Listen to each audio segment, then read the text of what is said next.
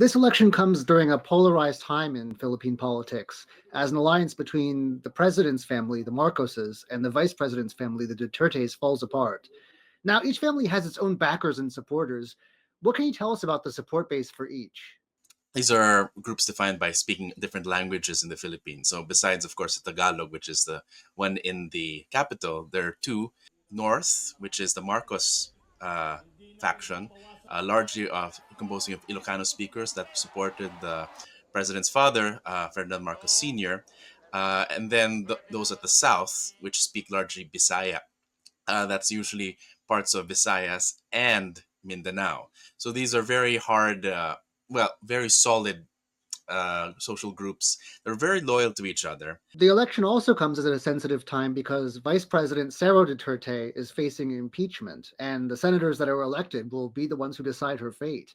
Can you lay out the stakes for both sides in this election? Actually, the stakes for Sarah is very high because in a lot of surveys regarding the hypothetical 2028 elections, like she can run for president, in most surveys, she has higher chances of becoming president than any other candidate. So if she were to survive the impeachment, it's almost a foregone conclusion she will be the next president after Bongbong Marcos.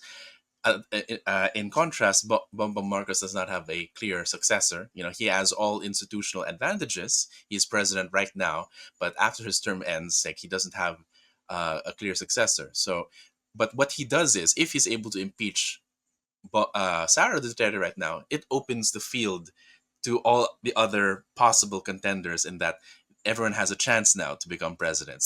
Now, this political feud between the Marcoses and the Dutertes seems to have stolen a lot of the international limelight. But what other impacts does this election have on Philippine politics, would you say? This actually has taken a lot of attention away from bread and butter issues, which has remained very important to a lot of Filipino voters.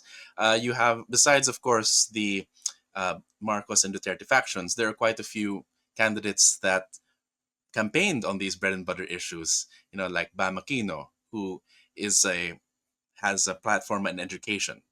And right now we have an education crisis, in that there are about 1 out of 5 Filipinos are functionally illiterate. So I think besides this, you know, the incoming Senate right now has to solve these bread and butter issues on improving employment, education, food security. You know, these things are still looming,